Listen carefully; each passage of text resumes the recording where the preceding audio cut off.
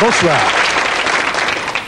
C'est vrai qu'elle est belle, cette bague que vous avez achetée un jour sur un coup de cœur, au hasard d'une promenade dans Paris, chez un antiquaire spécialisé dans les bijoux anciens.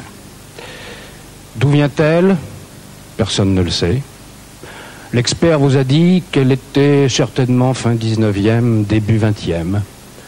Alors de temps en temps, vous vous plaisez à imaginer la femme ou les femmes qui l'ont portée avant vous. C'est qu'elle a sa part de mystère, cette bague.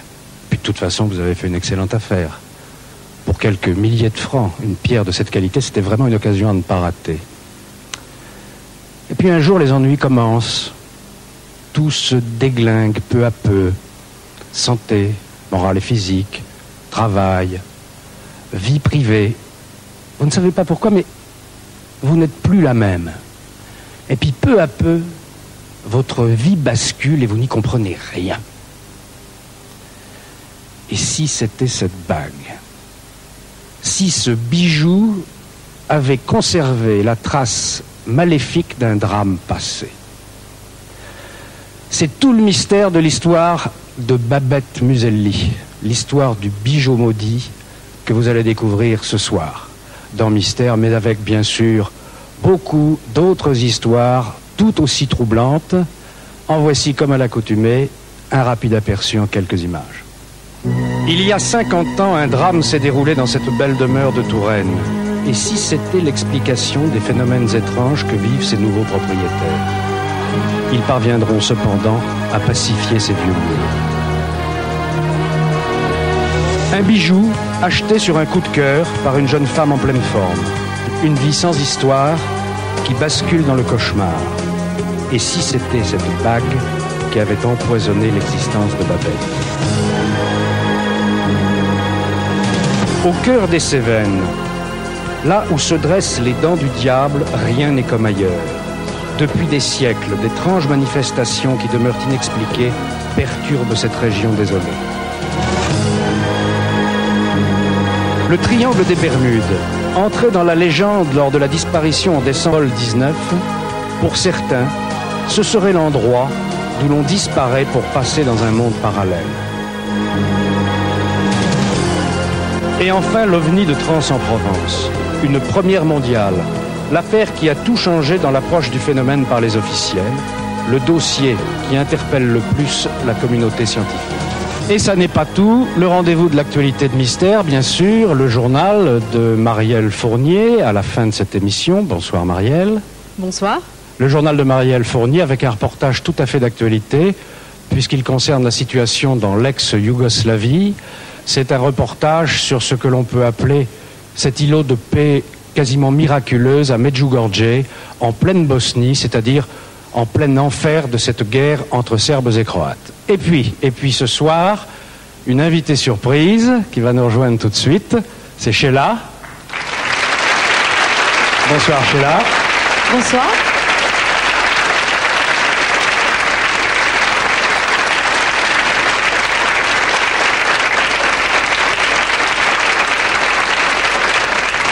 Sheila qui est parmi nous, et j'imagine que tous les amateurs de cette émission le savent, parce qu'elle a vécu elle-même des expériences spirituelles qu'elle relate dans un livre qu'elle vient de publier qui s'appelle Chemin de lumière. Elle sera donc à mes côtés jusqu'à la fin de cette émission pour questionner nos invités, pour témoigner aussi de ces expériences. C'est un livre, Sheila, qui est plein d'optimisme, c'est une leçon de vie, et à le lire, j'imagine que cette lumière, finalement, vous l'avez trouvée. Oui, je ne vais pas dire que je me sens mal, parce que c'est vrai que je me sens très très bien. Oui, c'est vrai que c'est un livre optimiste, parce que je crois que tout le monde a son chemin, il y a des milliers de chemins, et c'est vrai que quand on les découvre, quand on commence à les entrevoir, à chercher, à comprendre, ben, tout ça nous amène à une vie extraordinaire, maintenant, aujourd'hui, sur cette terre, et puis après, donc pourquoi ne pas partager tout ça avec tout le monde? Alors, ce que je voudrais maintenant, c'est vous présenter d'autres disparus, d'autres esprits, mais qui sont alors véritablement des âmes en peine. Ce sont des gens qui ont connu un destin tragique. Et c'est l'histoire de la maison qui n'oublie pas. D'accord. Depuis plus de 5000 ans de par le monde, des témoins affirment avoir vu des fantômes. Des âmes qui n'ont pu trouver le repos hanteraient les lieux où elles séjournaient de leur vivant et viendraient troubler nos nuits. Avant qu'il m'arrive d'être confronté à ce phénomène, je n'avais jamais rien lu d'important là-dessus, des articles de journaux, des choses comme ça. J'avais écouté quelques émissions de radio, quelques émissions de télé, mais rien de bien précis. Je ne m'étais pas préoccupé de ce genre de manifestations. Avant d'y être moi-même confronté, avant de les vivre moi-même, non. Des lieux qui ont été marqués, des lieux qui ont été le théâtre d'événements violents ou très graves, peuvent peut-être par un phénomène d'onde avoir gardé une mémoire, très certainement. Et peut-être cette mémoire peut se retraduire par une image. Certaines demeures, certains lieux garderaient-ils la mémoire du passé? La famille Burgel en est maintenant persuadée. C'est en 1987 que Josiane Burgel fait découvrir à son mari une magnifique maison qu'elle vient de visiter. C'est celle-là. Alors tu vois, déjà d'ici elle paraît grande, mais alors dès que tu arrives à l'intérieur, c'est formidable. Il y a un grand vestibule, j'ai dit maintenant que tu peux faire ton bureau. Il y a un salon avec un... Tout de suite, Patrick Burgel se sent attiré par la maison et le parc. Mais en même temps, il ressent une impression bizarre. Ma femme avait visité cette maison et avait eu le coup de foudre, et quand j'ai voulu la visiter, les propriétaires étaient partis en voyage.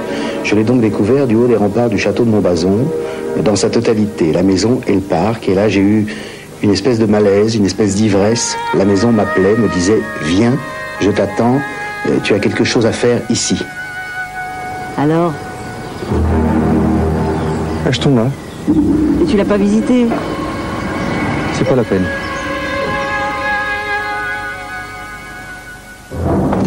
Josiane a emménagé dans la maison pendant que Patrick, qui est comédien, était en tournage. Il va donc découvrir la demeure pour la première fois. Ah, je le savais. La famille est installée depuis quelques jours et c'est avec fierté et enthousiasme qu'ils lui font visiter ce merveilleux endroit.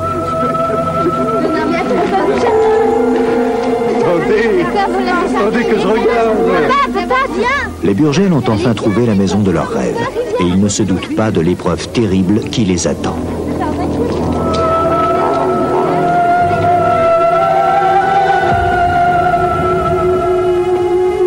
La vie peut basculer sans qu'on s'y attende, sans qu'on soit préparé. Notre vie peut basculer dans quelque chose qu'on ne maîtrise pas du tout, qu'il faut apprendre à maîtriser, qu'il faut apprendre à connaître. Quel lourd secret cache les murs de cette demeure?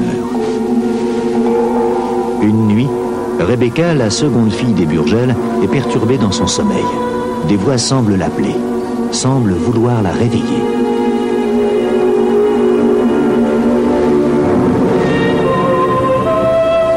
Et tout à coup, une force invisible s'attaque à elle, comme si elle voulait prendre possession de son corps.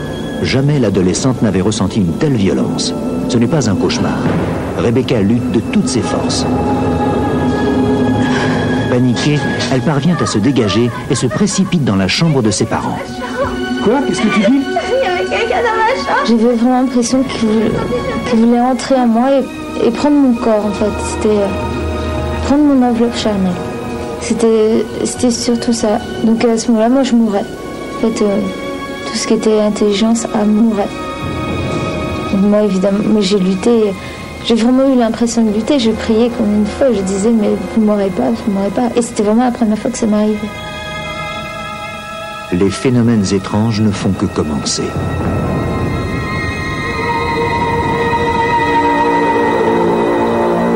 La mère de Patrick est venue passer quelques jours chez son fils.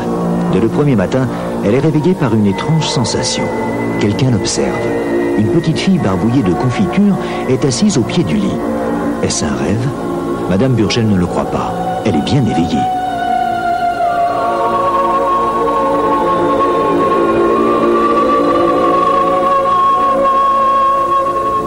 Et la fillette apparaît mystérieusement tous les matins.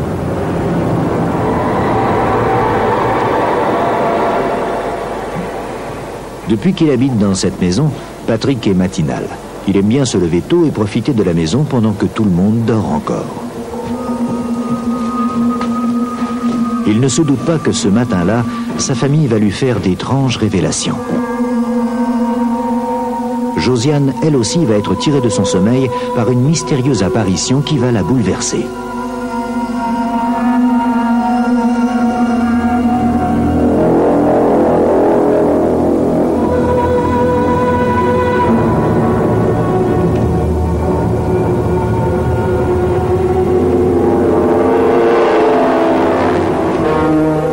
pense que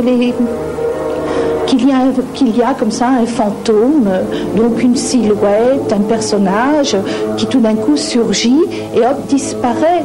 Mais c'est plus que ça, c'est toute une atmosphère. Hein. J'aurais presque pu la toucher. Elle était vraiment en relief, vous voyez ce que je veux dire? C'était pas une image, c'était une petite fille là, en chair et en os. J'étais très très émue après. Ça fait plusieurs jours qu'elle est sur le pied de mon... Pendant ce temps-là, la mère de Patrick lui raconte que tous les matins, une petite fille apparaît dans sa chambre. Il ne prend pas cela très au sérieux et essaie de la rassurer. Et à ce moment-là, Josiane entre dans la cuisine. Tu sais, chérie, ce que me raconte maman, elle me dit qu'elle voit tous les matins une petite fille au bord de son lit. Je n'osais pas te l'avouer, mais ça fait 3 fois que je vois quelque chose au pied de mon lit, une forme, une jeune femme.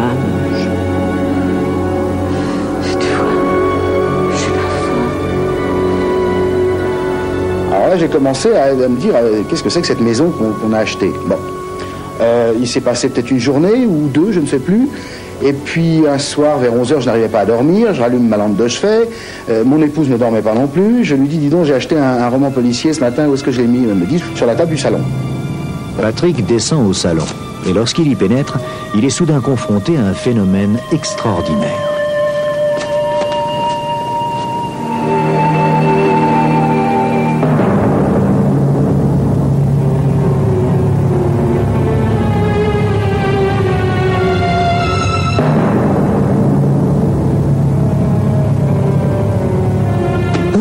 Il n'y a plus de doute, la maison est hantée.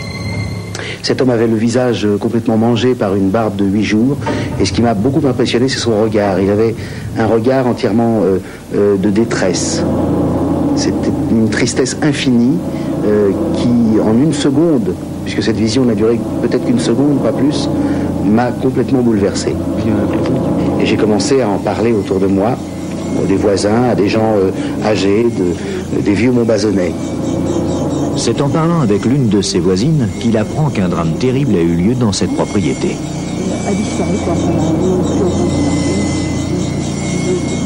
En 1942, pendant l'occupation, les Allemands avaient réquisitionné la maison pour y installer la commande en taux.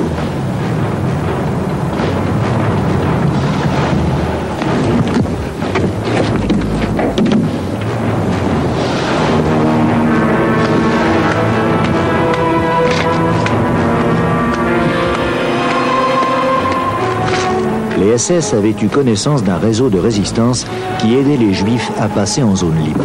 La maison servait d'étape de transit.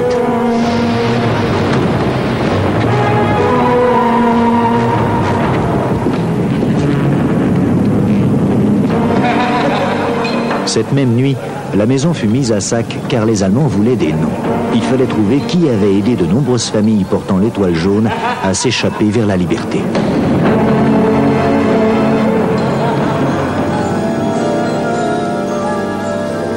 Ce soir-là, une famille juive n'a pu être avertie à temps. Je crois que c'est ici. Tu crois? J'ai pas eu ça.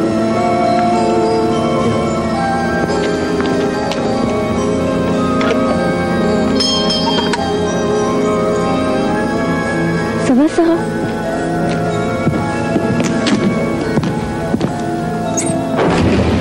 Ja, was wollen Sie? Toute la nuit, les voisins entendront des cris terribles. Vous avez tort de ne pas parler, monsieur Rosensky. Les fantômes qu'ont vus les Burgel sont-ils ces 3 personnes qui ont trouvé la mort durant cette horrible nuit de 1942? Vous avez tort.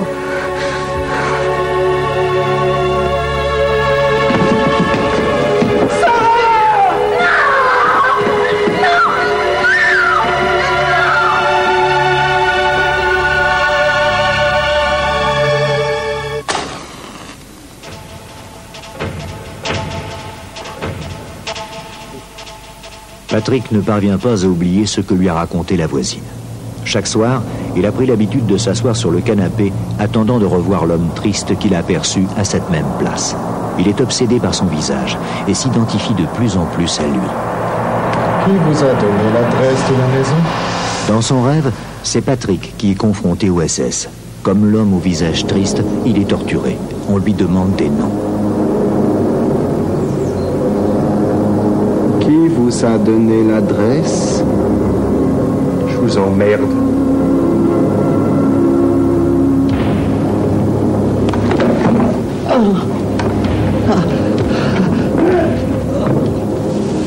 Puis l'instant d'après, on le précipite en bas d'un escalier.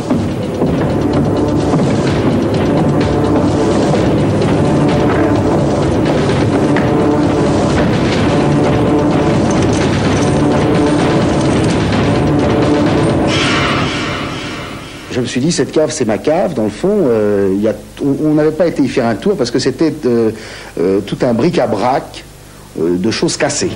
La première chose que j'ai fait le lendemain, j'y suis descendu. Mais il n'y avait pas un truc intact. C'était des morceaux, c'était des bras de fauteuil, des dossiers de chaises. Et j'ai quand même été fouillé là-dedans. Et là, Patrick va faire une découverte étonnante.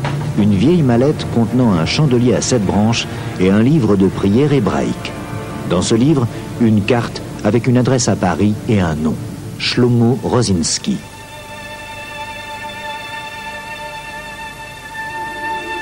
Patrick s'est rendu à l'adresse indiquée, et c'est avec émotion qu'il a appris que Shlomo Rosinski était toujours en vie. Le vieillard est bouleversé. Il reconnaît le chandelier, la menorah qu'il avait offert à son neveu Simon avant la guerre. Alors il a pris la menorah et il me dit, et vous savez, cette menorah, elle est depuis des siècles dans ma famille, on se l'est transmise de fils en fils, de fils aîné en fils aîné. Shlomo se souvient qu'il avait offert la menorah à Simon quand il avait 13 ans. Il l'avait donc emporté avec lui lorsqu'il essayait de passer en zone libre avec sa femme et sa fille.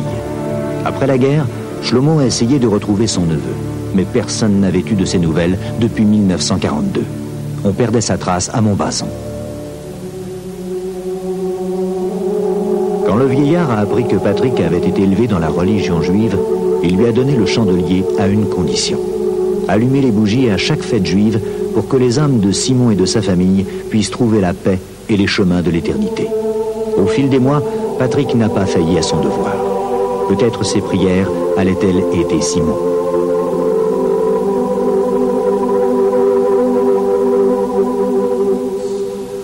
J'étais celui qu'ils avaient décidé d'investir de la mission. Et finalement, je crois que quand du haut des remparts, j'ai senti que la maison m'appelait, à travers la maison, c'était surtout cette famille juive qui m'appelait. Il fallait qu'on vienne dans cette maison, ça c'est évident. C'est évident, oui. Et nous, c'était une expérience difficile, mais qui nous a ouvert en fait sur des tas de choses. Et je crois que ça nous a rendus plus tolérants. Le temps a passé et les fantômes se sont faits de plus en plus rares. Puis un jour, Patrick a eu la certitude qu'il n'avait pas prié en vain. Pour la première fois, les fantômes lui apparaissent dans le jardin. Il semble s'éloigner de la maison et la fillette lui dit adieu en souriant. Il ne les reverra plus jamais.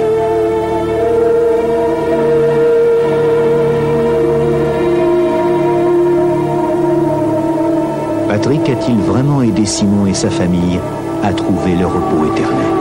À mes côtés, ceux de Sheila, qui, je vous le rappelle, restent avec nous jusqu'à la fin de cette émission, le prince Michel de Grèce, familier des phénomènes paranormaux et des esprits.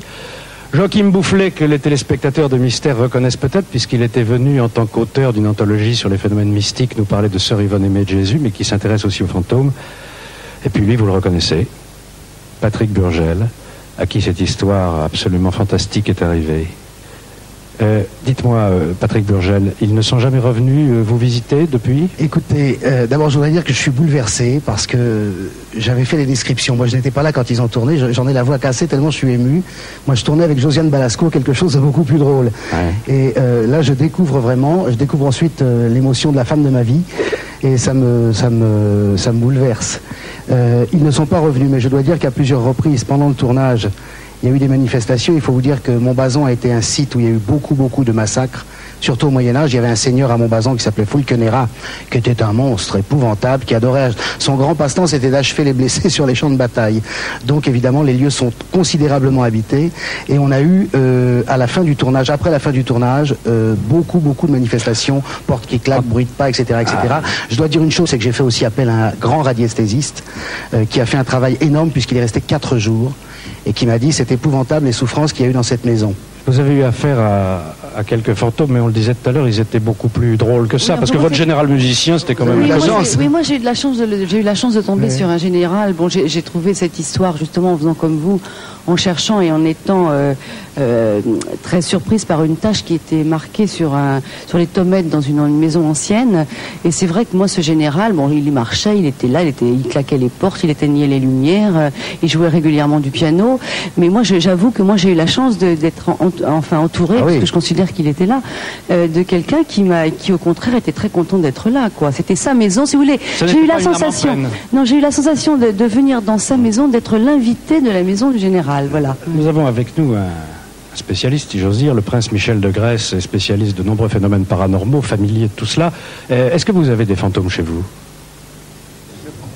Je crois que je les fais fuir. Pourquoi? Je crois que si on est trop familier avec eux et si on travaille dans un certain domaine spirituel, il est possible de les faire sortir d'une pièce. Mais je voulais dire une chose. Bon, je vois ce film ce soir, je ne connaissais pas l'histoire, j'ai été très profondément bouleversé, j'ai eu l'impression d'être dans cette maison, et je dois vous dire, monsieur, pardonnez-moi, mais je ne crois pas que c'est fini. Moi j'espère que si. J'ai l'impression, si vous voulez, qu'un travail considérable a été fait, de libération. J'ai l'impression qu'il faut encore faire travailler dessus. C'est fort possible puisque j'ai vu la photo de la maison avant l'émission. On a eu des manifestations. Tout de même, je trouve que c'est très fort et il y a un contraste entre deux directions. Ces gens étaient des gens de bien. Ces gens étaient bons, charitables, généreux. Donc tout ce qu'ils ont dégagé toute leur vie et eux-mêmes les attire vers l'éternité pour être libérés, n'est-ce pas? C'est évident. Absolument. Mais la somme de souffrance et de violence qui s'est passée dans ce lieu qu'on sent à voir la photo, n'est-ce pas? C'est tellement épouvantable, ils ont tellement subi que ça les retient encore, à mon avis. Vous pouvez nous parler un petit peu de vos fantômes à vous? J'en ai trouvé un, mais c'est moins tragique. Enfin, c'est assez tragique, mais c'est moins. Vous partagez avec Sheila de fréquenter des fantômes comiques? Non, mais j'ai sorti un livre récemment qui s'appelle La Bouboulina, qui est sur une héroïne grecque. Et le point capital et crucial des recherches, c'est que personne ne savait, elle est morte dans l'île de Spetses, qui est une île grecque, et personne ne savait dans quelle maison elle avait été assassinée. Eh bien, c'est elle qui me l'a fait trouver. J'étais vraiment désespéré, je lui ai dit, écoutez, vraiment, je n'arrive plus à savoir, maintenant j'écris sur vous, maintenant vous allez me mener à la maison. Bon. Et je suis parti, il y avait plusieurs personnes avec moi, je ne sais pas très bien, j'ai abouti devant une maison qui était en réparation. C'est son fantôme qui vous l'a dit? Je l'ai poussé, presque traîné. Et bon, j'ai dit à qui à cette maison. Donc vous communiquez avec eux? Oui, ils communiquent avec moi. Oui. C'est différent. C'est eux qui décident. Je pense que oui. Et j'ai demandé, après j'ai fait des recherches et c'était en effet la maison. Est-ce que vous savez donc qui ils étaient de leur vivant et pourquoi ils sont chez vous donc? Pas toujours, mais on peut faire Vous savez, je crois qu'on peut communiquer avec les fantômes, non pas pour le plaisir uniquement de raconter une belle histoire ou intéressante ou terrifiante, mais je pense qu'on a pouvoir ou possibilité uniquement dans un but. C'est-à-dire qu'ils communiquent avec vous ou vous pouvez les rencontrer parce que vous avez quelque chose à faire pour eux par la prière ou par un moyen semblable. Je pense également qu'il y a un élément très important dans cette histoire, c'est la découverte des objets cultuels de cette bar mitzvah. Et peut-être est-ce la première étape, il fallait que ces objets soient restitués à leur propriétaire. Et c'est un peu dans ce sens que j'interprète cette intervention des fantômes. Un fantôme, c'est une personne défunte qui communique surnaturellement avec les vivants. Mais peut-être ce qui a été vu n'est pas un état actuel dans lequel ils se trouvent. C'est peut-être leur histoire qui a été montrée.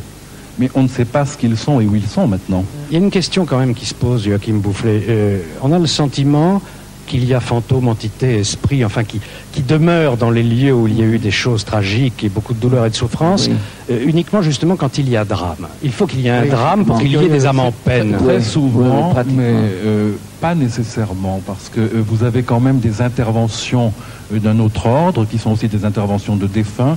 Je pense, dans la religion catholique, à des apparitions de saints, donc de personnes qui sont dans la gloire, dans le bonheur, par définition, et qui apparaissent à des personnes vivantes ici-bas, et qui ont aussi une communication.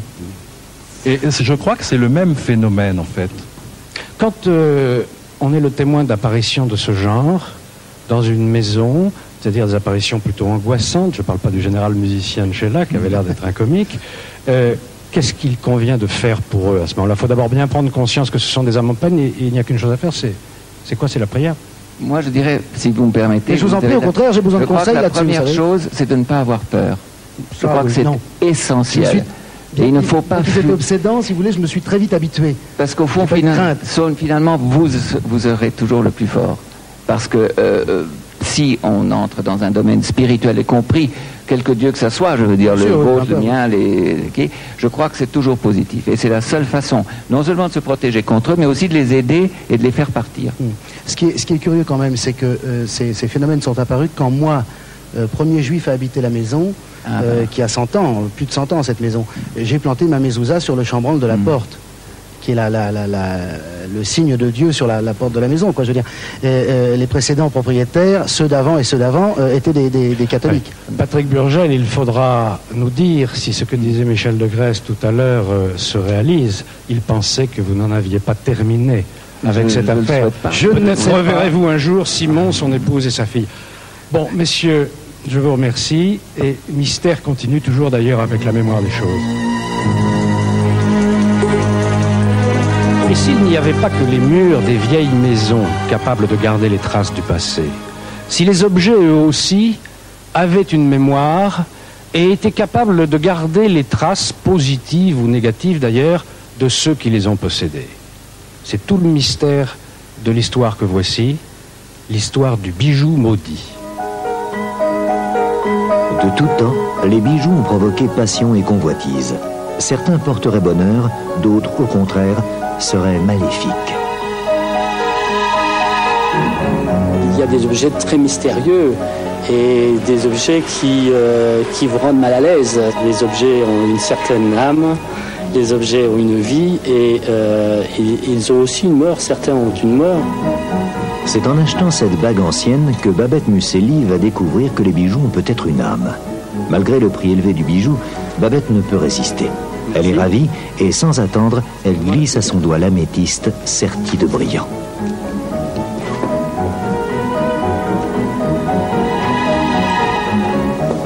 J'ai acheté ma bague début septembre. Les problèmes ont commencé à peu près 15 jours, 15 jours à 3 semaines après. J'ai pas regardé. Hein. Alors là, j'ai commencé à avoir des problèmes dans mon travail. Rien ne se passait comme je voulais que ça se passe parce que j'étais responsable des relations publiques et de l'organisation des réceptions. Pourtant, jusqu'à ce jour, tout allait bien dans la vie de Babette. Mais maintenant, elle est souvent prise de frayeurs inexplicables. Quand elle est seule, elle ressent un profond malaise et éprouve en permanence la sensation d'être suivie.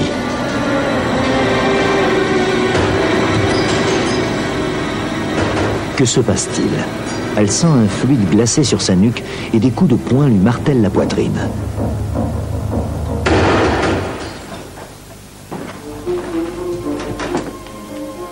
Charles, le mari de Babette, est barman.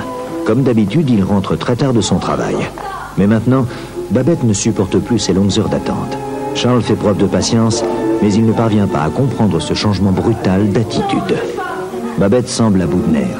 Elle est intransigeante, agressive. Charles est inquiet. La grossesse serait-elle à l'origine de ces tensions? Une femme enceinte peut avoir un comportement psychologique complètement différent à partir du 4e mois de grossesse, qui peut entraîner des troubles très importants vis-à-vis de l'entourage, en particulier un rejet du mari, que ce soit physique ou moral, et un rejet de tous les proches. Il se passe aussi d'autres transformations étranges dans l'environnement de Babette. Ces plantes, dont elle est si fière et qu'elle soigne avec tant d'attention, se mettent à mourir soudainement. Oui, il y a 3 jours. Et regarde l'autre.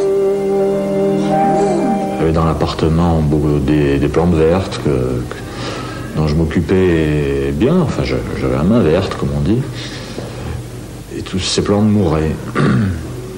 On aurait dit qu'elles subissaient le malaise de ma femme, de Babette. Babette arrive enfin au terme de sa grossesse. Ce sont les premières douleurs. Charles décide de l'emmener à la clinique. Avant de partir, Babette prend soin de retirer tous ses bijoux. Mais son majeur a bizarrement enflé pendant la nuit et elle a quelques difficultés à ôter sa bague. Babette met au monde une petite fille prénommée Alexandra. L'accouchement s'est bien déroulé et Babette est touchée de l'attention et de la tendresse que manifeste Charles. Sont-ils enfin sortis du cauchemar qu'ils vivent depuis plusieurs mois?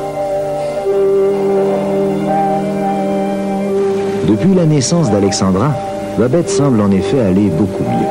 Le couple a retrouvé son harmonie d'antan et quelques semaines plus tard, Babette reprend avec joie son travail. Pourtant, dès son arrivée au restaurant, Babette sent à nouveau la tension monter. Elle ne parvient pas à contenir son agressivité. Elle veut tout faire elle-même, tout le monde l'exaspère. C'est avec effarement que ses collègues assistent impuissants à cette frénésie. Qu'est-ce qui se passe ici? Le directeur est obligé d'intervenir et de la calmer. Mais l'étrange comportement de Babette va persister pendant plusieurs semaines et il est question de la licencier. Écoutez, Babette, je vais prendre des sanctions contre vous. C'était un changement total de la personnalité. C'était vraiment de quelqu'un de très souriant qu'on connaît et de très gai. C'était devenu quelqu'un de effectivement un peu triste et odieux surtout. C'est un changement total même dans le regard, je veux dire, de tout. Cela fait maintenant des mois que Babette passe ainsi de l'hystérie à l'abattement. Un soir, un ami de longue date, Jean-Luc, remarque qu'elle semble préoccupée et il la questionne. Avec Charles, on se lave constamment. Et puis, c'est violent. Et puis, au bureau, j'ai des conflits. Jean-Luc croit reconnaître ce que lui dit Babette et lui donne un conseil.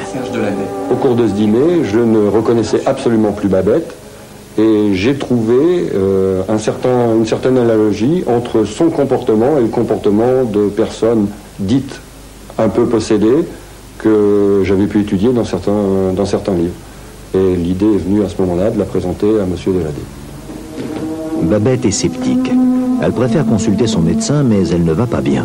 Elle se résout, malgré ses réticences, à prendre rendez-vous chez le médium Serge Deladé.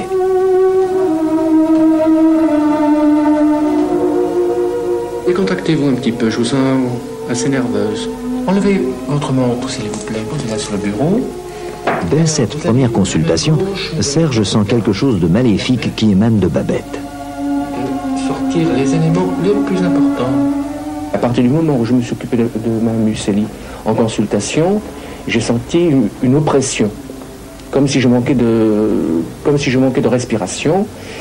Et non pas parce que Mme Museli était nerveuse, mais simplement parce que je sentais quelque chose, une sorte de présence, de présence négative, d'angoisse. Donnez-moi votre main. Il y a longtemps que vous portez cette bague? Oui, il y a quelques mois. C'est cette bague qui vous apporte la poisse. Je crois que la meilleure des solutions pour vous, c'est de vous débarrasser de cette bague. Il n'y a pas d'autre solution. Il faut la détruire. Je me trouvais ça un peu gros. Je suis rentrée chez moi et sont apparus des phénomènes un petit peu bizarres et, je dois dire, angoissants. Ce soir-là, Babette est seule dans l'appartement, quand soudain...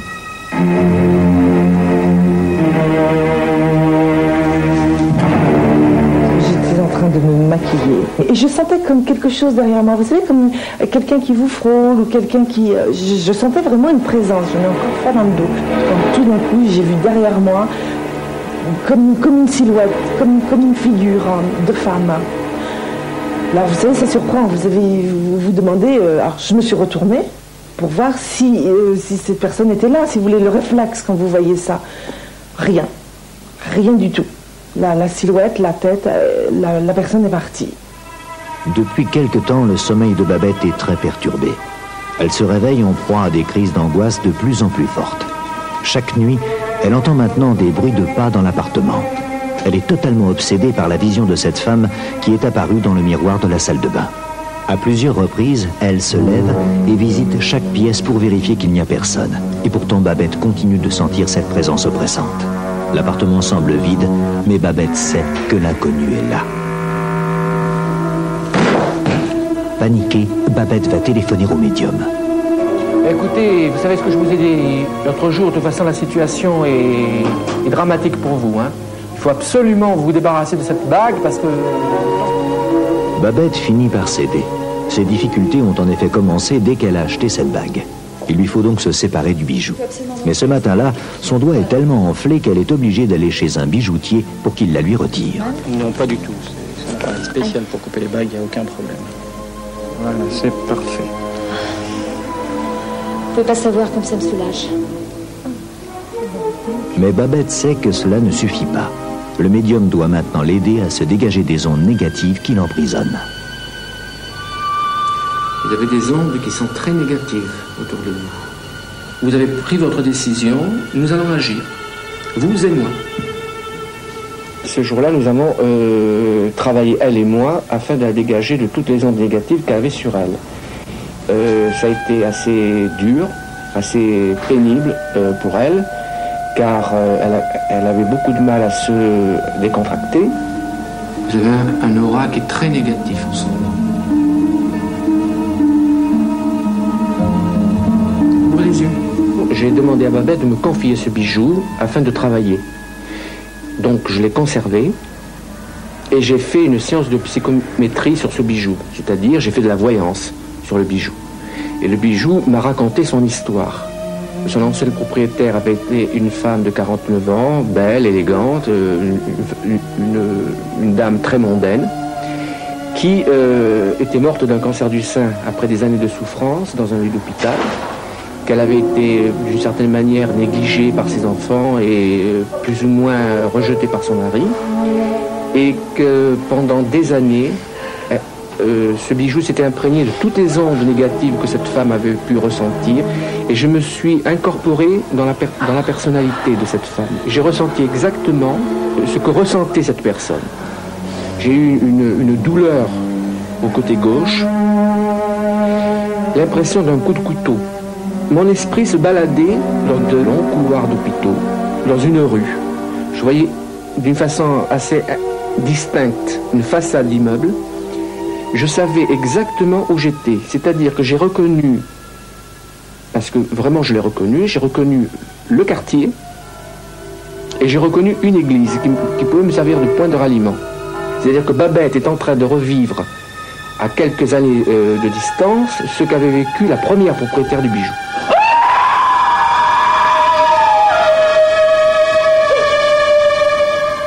Si la personne est en bonne santé, pleine de dynamisme, elle va, lorsqu'elle acquiert un objet, projeter de nouvelles significations qui vont neutraliser ce qui a été projeté par l'ancienne propriétaire.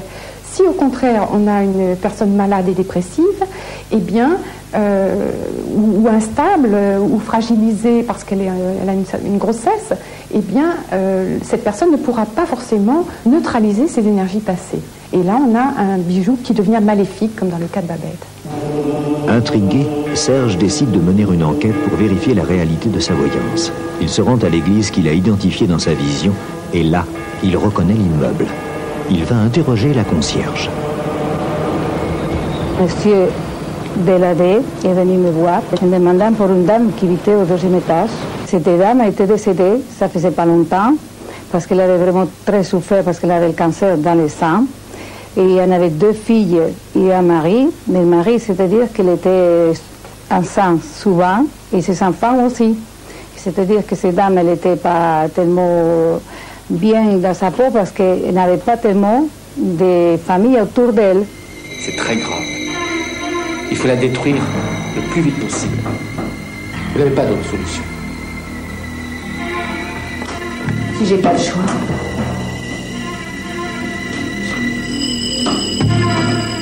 J'avais l'impression qu'il dégageait quelque chose de ses mains, si vous voulez.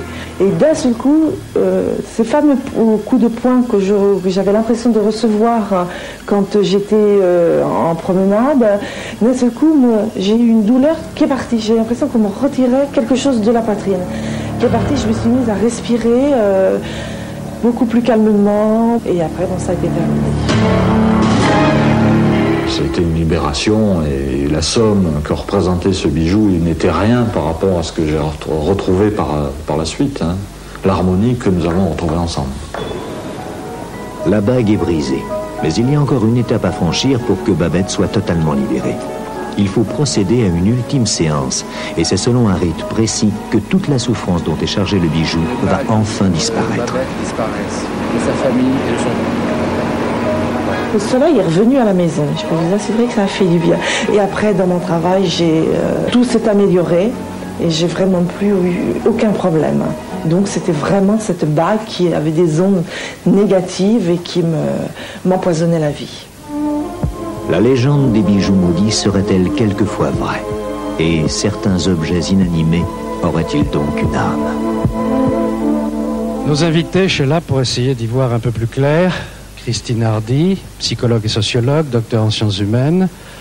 Jean-Pierre Bayard, à la fois docteur ès-lettres, spécialiste du symbolisme traditionnel et en même temps ingénieur des travaux publics. C'est un style d'ailleurs que vous avez écrit sans doute sur les cathédrales. Et puis vous le reconnaissez, Serge Deladé, l'homme qui est venu au secours de Babette Muselli. Serge Deladé, vous le dites là, mais ça semble tellement incroyable. Qu'est-ce que vous avez ressenti physiquement la première fois que vous avez vu Babette? Une répulsion. Et vous avez tout de suite vu que c'était la bague? De suite. Alors, vous avez vraiment le sentiment de toucher un serpent.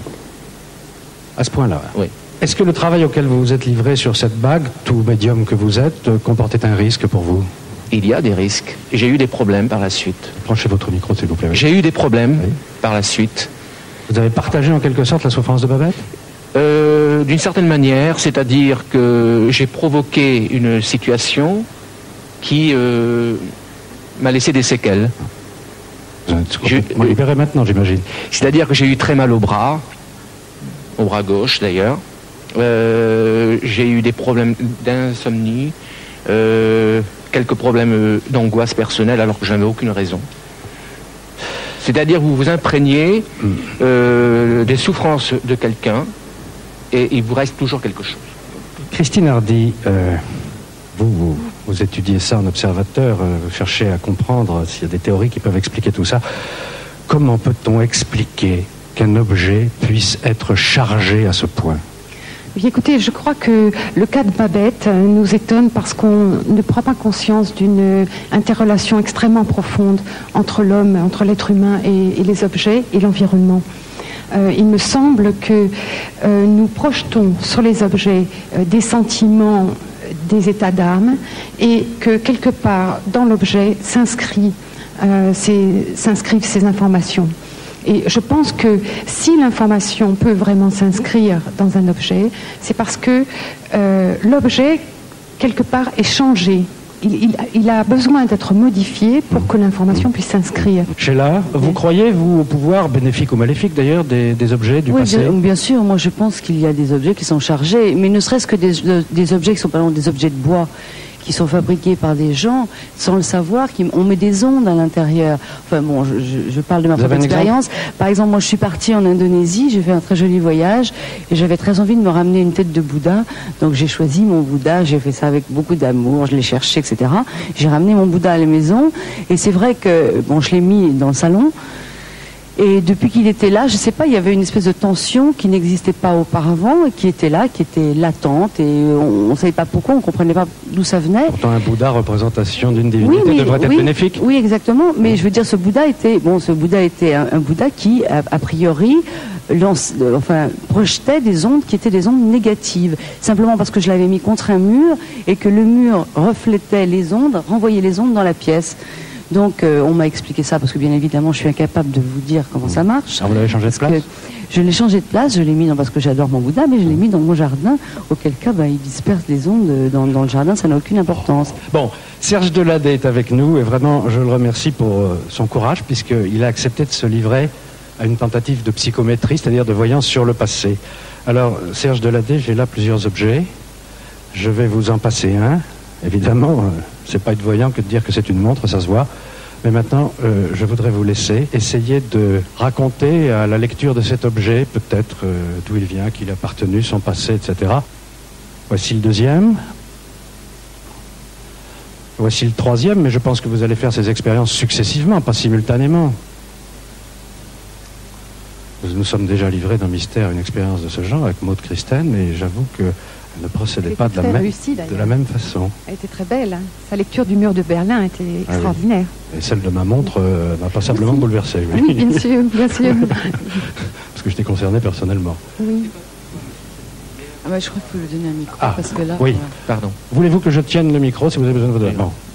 Le premier objet qui me parle, c'est plutôt celui-ci. Oui. Et qui voyez-vous? Je vois des murailles de pierre autour. Il y a de l'eau d'ailleurs, pas très loin. Il fait très froid autour de l'objet. Nous avons caché un signe qui aurait pu vous aider. Il fait très froid autour. Quelle époque? Je sais pas. L'époque ne me dit rien. Beaucoup d'obscurité, des pierres, de la solitude, de la peur, de l'angoisse, de la misère morale. Ça sent la mort autour. Est-ce que ça a appartenu à une femme? Cet objet, pour autant que je le sache, car je ne suis pas totalement informé de ces objets, car je ne voudrais pas que quelque chose de télépathique entre vous et moi perturbe votre voyance. Ça ne peut pas marcher la télépathie, il y a trop de monde. Il y a trop de monde, bon. Alors très bien. Écoutez, c'est une cuillère. Ce que nous avons caché sur cette cuillère, c'est la croix gammée. Elle a été retrouvée dans le jardin de l'une de nos collaboratrices, elle était enterrée. Une forêt ou un bois, pas très loin. Je vois des roses, beaucoup de roses. Je sens un parfum. Je vois des dentelles, des rubans. Je vois des flacons de cristal. Je vois un lustre de cristal qui brille énormément.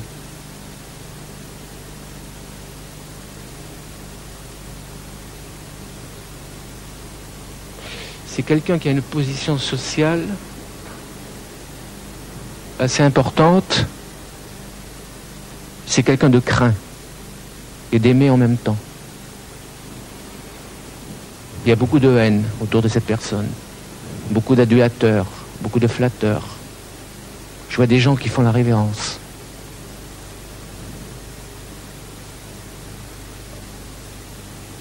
On continue?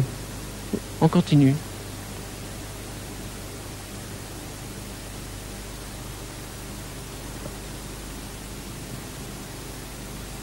Je vois des statues de marbre dans un parc.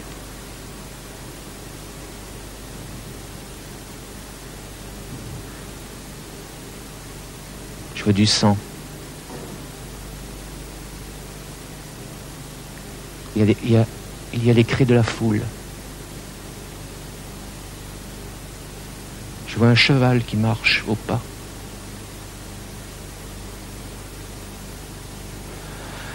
Alors, je suis incapable d'authentifier votre voyance, car ce livre, c'est Michel de Grèce qui l'a apporté juste avant l'émission, nous n'étions même pas au courant, il est le seul à pouvoir authentifier ce que vous venez de dire.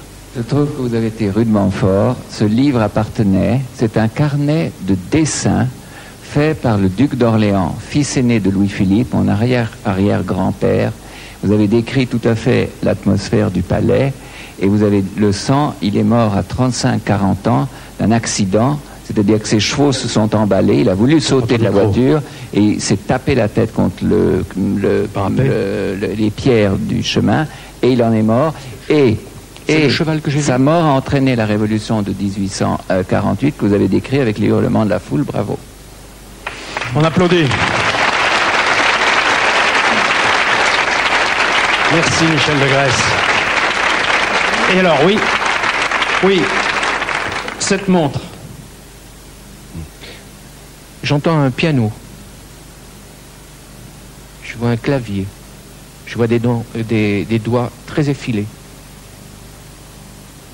assez osseux d'ailleurs.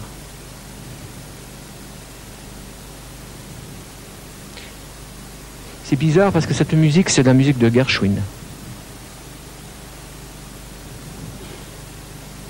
Ce sont les années 30.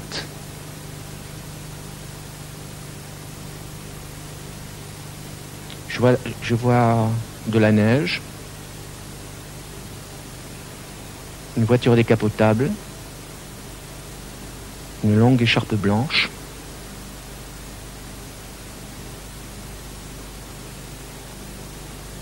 des yeux très clairs, bleu, gris, je ne sais pas exactement. De quelle couleur les yeux? Je ne sais pas, les yeux sont très gris, gris, bleu, je ne sais pas, mais très clairs. Des yeux qui sortent du commun. Oui, un nez aquilin, une peau nacrée, un visage très féminin, des cheveux très fins, comme de la soie.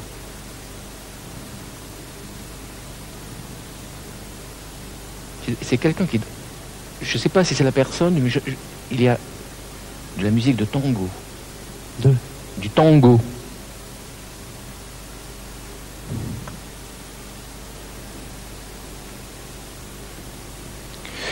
Je vois un manuscrit sur une table, écrit d'une écriture très fine. Je vois la lettre I, qui est dans le prénom ou dans le nom de la personne.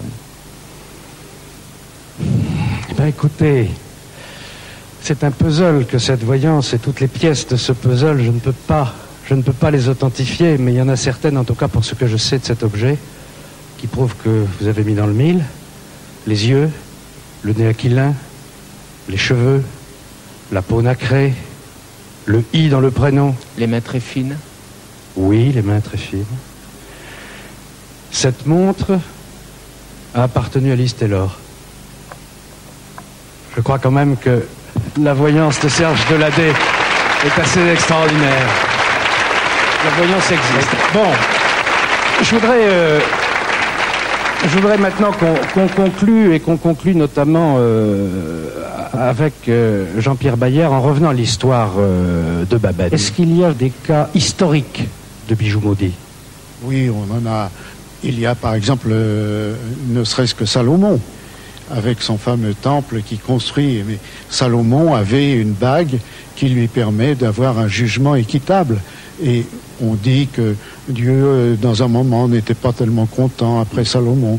Alors il a commandé au diable de lui enlever. Et pendant 40 jours, un nombre qui est bien mystérieux lui aussi, et bien pendant 40 jours, Salomon n'a plus pouvoir, n'a plus déterminé. Bien, je vous remercie et bravo encore Serge Deladé, la suite du mystère dans un instant.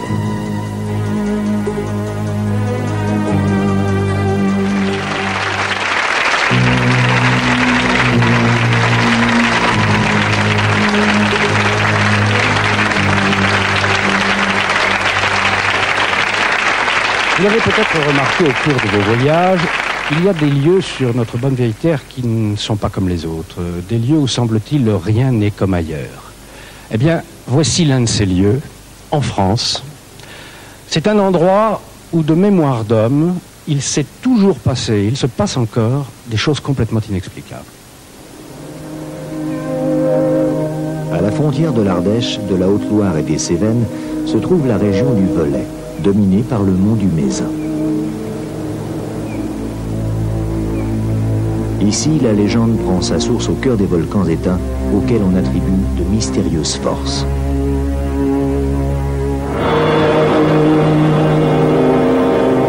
Car comment expliquer les phénomènes étranges qui perturbent depuis des siècles cette région désolée?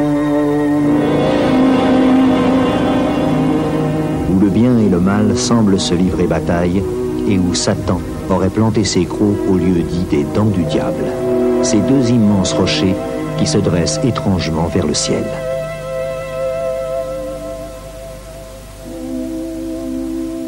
C'est une région dont certains auteurs dans l'Antiquité ont dit qu'elle était un locus terribilis, terme latin qui signifie un lieu terrible.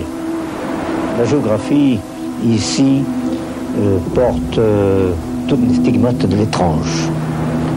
Et la burle, un vent un peu maudit qui siffle là-dedans, semble accompagné de sa musique ces paysages un peu monstrueux. La burle, un vent lugubre et redouté auquel la légende donne des pouvoirs surnaturels. Mais ici, quand la nuit tombe, la légende devient parfois réalité. Et l'on a constaté de nombreux phénomènes inexplicables. Quand on est sur le terrain, qu'on est pris par la burle, qu'on vit au moment où on va faire les dépannages et tout, on sent la violence du vent. On a l'impression que ce vent vibre, il est anormal par rapport à ailleurs, c'est certain. Il y a en saison d'été beaucoup d'orages qui sont très violents, très très forts.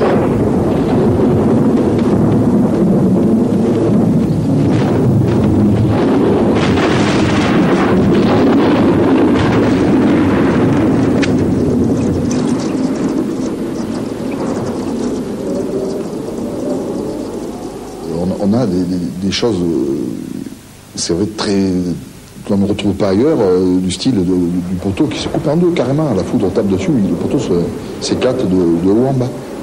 Les spécialistes sont venus, ils ont étudié la force du vent, voir ce qui se passait exactement. Pour l'instant, on en est encore en phase expérimentale, on n'a pas trouvé pour quelle raison le matériel ne résiste pas. Cette région, ce sont tous d'anciens volcans. Je pense que le sous-sol est pour quelque chose dans ces phénomènes. On n'a pas de protection possible, connue actuellement, pour canaliser toute cette énergie. Quelles sont ces forces incroyablement violentes qui se déchaînent sur un rayon de 15 km? Ces phénomènes électriques ne touchent pas que les installations EDF. En mars 1985, les habitants ont signalé une série d'incidents qui dépassent l'entendement. Sans aucune raison, les téléphones se sont mis à sonner frénétiquement. Mais plus inquiétant, alors qu'il n'y avait pas d'orage ni d'éclairs, des vaches furent électrocutées dans plusieurs fermes. Alerté, M. Belvor, le maire du village, va vérifier si son troupeau a lui aussi été touché par cet étrange phénomène. En effet, l'une de ces vaches semble avoir des difficultés. Le temps qu'il descende la colline, la vache ne bouge plus.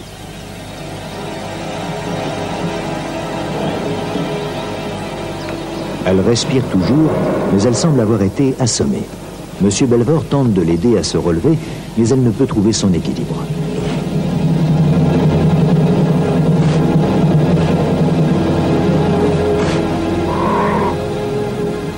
Heureusement, la vache ne gardera aucune séquelle de cette étrange aventure. D'autres éleveurs ont rapporté des faits similaires d'électrocution. Quelques animaux en sont même morts. Ces incidents ne font que s'ajouter à la longue liste des événements bizarres de cette région. Le chroniqueur Jacques Mon signale vers 1640-1650 la chute d'un aérolithe qui anéantit un village à côté du Monastir-sur-Gazeille, le village de Bessèire, qui a été complètement anéanti, animaux et gens communs. On a signalé aussi dans cette région des puits de pierre, des puits de sang et des puits de crapauds. Les terreurs du passé qui effraient beaucoup de gens en reviennent au Moyen-Âge, et quand on cherchait à se préserver de la foudre et du feu du ciel. Mais il semble que ces terrifiantes croyances médiévales ne soient pas totalement imaginaires. Aujourd'hui encore, certains habitants du Mézin en ont été témoins.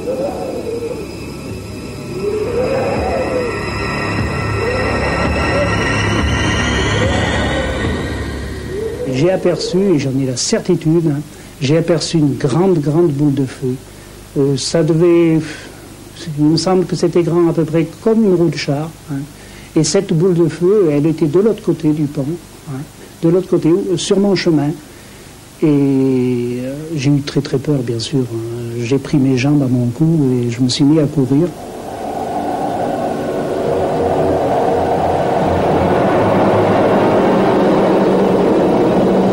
D'autres témoins ont vu ces mystérieuses boules de feu et leurs descriptions sont toutes similaires. Maurice Lost en a fait lui aussi l'expérience et il n'est pas prêt de l'oublier.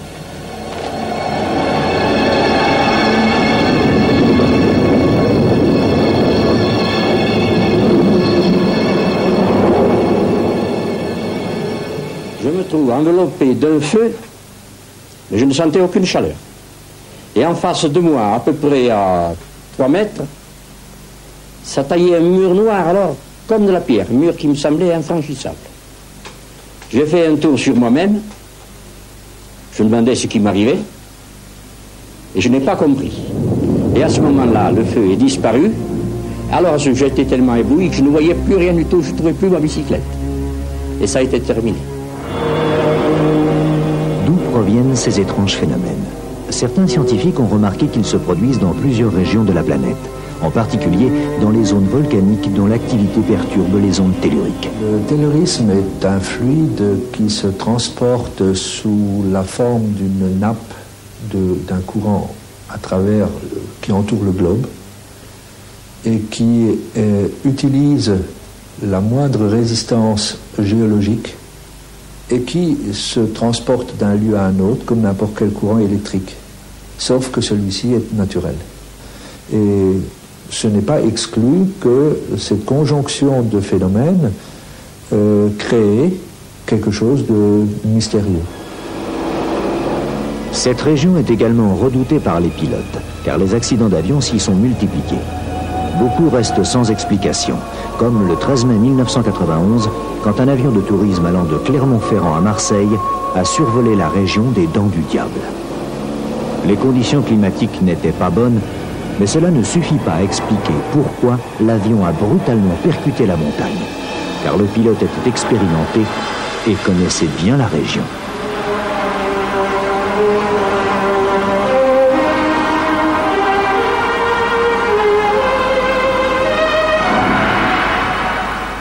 On dit que les avions qui sont appelés à passer par là seraient soumis parfois à des conditions un peu particulières, en particulier des instruments de radionavigation qui seraient soumis à certains affolements.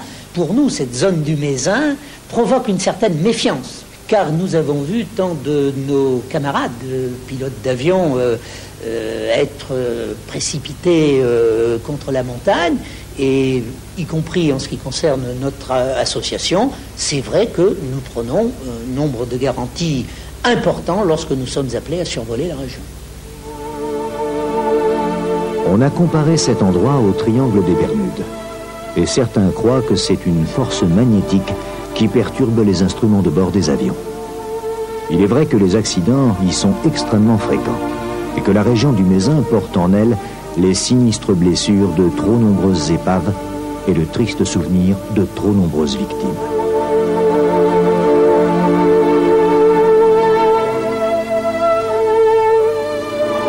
Je me suis intéressé à ce phénomène d'avions qui tombaient sur le Mézin depuis 1943, à l'époque de la Résistance. À partir de ce moment, il y a eu une cinquantaine d'avions qui sont écrasés au Mézin, autour du Mézin. Et je pense qu'il y en a environ une quarantaine qui n'ont pas d'explication valable. Les anciens croyaient qu'en ce lieu terrible étaient enfouies les tables d'or des druides et que la présence de ce trésor sacré déchaînait les éléments.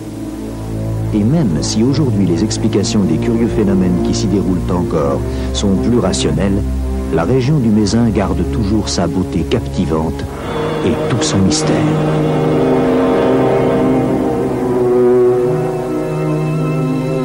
Trois spécialistes sur ce plateau, à côté de moi et de Sheila, pour essayer d'y voir un peu plus clair à propos de ces phénomènes que nous venons de voir. Marcel Loquin, docteur ès sciences. Jean-Louis de Gaudanzy, journaliste, mais très très spécialisé dans ce que l'on appelle la géobiologie. Et puis Adolphe Landspurk. Adolphe Landspurk, lui, il est sourcier depuis sa plus tendre enfance, si j'ose dire. Et il étudie ce qu'il appelle les hauts lieux d'énergie. Il prépare un livre d'ailleurs sur les phénomènes étranges en pays cathare. Est-ce que vous avez, Adolphe Landspurk, quelques explications sur ce que l'on vient de voir? Oui, en voyant ce film, je m'aperçois que c'est des hauts lieux telluriques c'est des hauts lieux cosmotelluriques. Ça fait 12 ans. C'est-à-dire Bon, ça fait 12 ans que je parcours les pays cathares. Je me suis arrêté à Couvertoirade. Ça fait 2 ans et demi que j'ai parcouru l'Alsace et les Vosges et la Forêt Noire tous les samedis et dimanches. Et j'ai recensé tous les hauts lieux, c'est-à-dire des endroits chargés en ondes bénéfiques, si on veut dire. Tout à l'heure, vous parliez des maisons hantées ou des maisons à mémoire, des lieux maléfiques. Bon, ces lieux existent, je les parcours également, mais ce n'est pas ma spécialité. Lieu maléfique, lieu bénéfique. Qu'est-ce qui explique ces deux vertus opposées? Quand il y a le plus, il y a le moins. Quand il y a le positif, quelque part, il y a le négatif à côté. Donc, automatiquement, s'il y a des hauts lieux telluriques à un endroit... Attendez, ce qui est tellurique, c'est ce qui est... Ce qui est tellurique, c'est ce qui est en bas. Alors, le tellurique, c'est en dessous, et le cosmique, c'est au-dessus, c'est ça? L'homme est cosmotellurique de naissance, de nature, comme un arbre. Oui. Il a les mains tournées vers les étoiles, et le regard tourné vers les étoiles, et les pieds enracinés dans la terre. Donc, il est cosmique et tellurique en même temps. Alors, le négatif, ça vient d'en bas? Le négatif, c'est en bas, et le positif, c'est en haut. Donc, dans ce qu'on vient de voir, il n'y a que du tellurique. Et là, on a un lieu qui est chargé, et si ça se trouve, il y a un courant tellurique qui fait 500 mètres de large, et qui fait que les avions tombent, ou qui fait que les appareils se dérèglent. Hein. Marcel Loquin, vous partagez entièrement cette analyse. Il faut incriminer, à votre avis, le magnétisme ou les régions volcaniques, peut-être? Il y a la superposition de deux phénomènes qui, indépendamment, sont bien connus, tout au moins moi je les connais très bien. C'est d'une part le phénomène de la foudre en boule, c'est-à-dire l'ionisation, qui n'est pas forcément provoquée par la foudre, mais qui peut être provoquée simplement par une différence de potentiel électrique. Et puis le second phénomène, c'est ce qu'on appelle en physique une image, les pores de la Terre, c'est-à-dire l'endroit où la Terre fait des échanges d'ions avec l'atmosphère. La foudre en boule, c'est cette boule de feu qu'on a vue dans le film? C'est simplement, c'est pas dangereux du tout. C'est simplement, moi je l'ai vu une dizaine de fois dans ma vie. J'avais eu la chance, quand j'étais jeune, de vivre dans une maison où la foudre tombait tout le temps. Donc j'ai étudié la foudre à l'endroit même où elle tombait. Et jamais la maison n'a eu de dégâts. Et j'ai vu la foudre en boule encore récemment au-dessus de Vincennes, par exemple, un chapelet de boule au moment d'un éclair. Je l'ai vu dans l'Yonne, c'est un phénomène très connu. Où que nous soyons, même dans nos maisons, dans nos appartements, nous sommes soumis à des forces, donc, dont la plupart d'entre nous ignorons les effets, s'ils sont bénéfiques ou maléfiques. Alors qu'est-ce qu'il faut faire, Jean-Louis de Gaudensy? En fait, il est rare que l'on construise sa maison sur un haut lieu, et sur ces hauts lieux, la plupart du temps, ce sont des sanctuaires, par tradition, par intuition, l'homme savait que ces lieux-là, il fallait. Mais aujourd'hui, on construit n'importe où, n'importe quand. Oui, donc ce qu'on a constaté, ce qu'un certain nombre de chercheurs ont constaté, c'est que notre sol était parcouru par des courants électromagnétiques, par des courants telluriques, que ça formait une sorte de filet dans notre sous-sol, et que si l'on se trouvait à des lieux d'intersection de ce filet, eh bien, ces lieux étaient actifs. Ce qui ne veut mais pas ils sont très rapprochés? Oui, ils sont relativement rapprochés, mais ils sont plus ou moins actifs selon les cas. C'est-à-dire qu'il y en a un à peu près tous les 2 mètres, 2,50 mètres. C'est un docteur allemand, un physicien allemand, le docteur Hartmann, qui a découvert ça. Ça a beaucoup d'influence sur la santé? Ça peut avoir une influence sur la santé. Si effectivement vous dormez sur un de ces nœuds telluriques, ces nœuds électromagnétiques, eh bien oui, ça peut vous donner un mauvais sommeil, vous provoquer des migraines, développer en vous des maladies. C'est vrai ce qu'on dit parfois, qu'il suffit de changer son lit de place de, je sais pas moi, de 3 à 4 mètres ça pour que tout change si on est malade. Ça semble exact, parce que si l'on dort au-dessus d'un de ces points, et je crois qu'actuellement, suffisamment d'études, on ne peut pas dire que ce soit encore quelque chose de vraiment scientifique, c'est une recherche, c'est un art, mais les recherches qui ont été faites là-dessus montrent que si l'on dort sur un de ces nœuds telluromagnétiques, eh bien on se trouve mal de la même manière qu'il faut que le lit soit orienté tête au nord pour la plupart des gens, 70% environ, et 30% de personnes dorment mieux tête à l'est. Est-ce qu'on prend ces données en compte quand on construit des usines, des bureaux? On les prend officiellement pas encore. Je pense que les plus avancés dans ce domaine, ce sont les Suisses, qui pratiquement, tous les architectes suisses ou presque, construisent maintenant avec des données géobiologiques précises.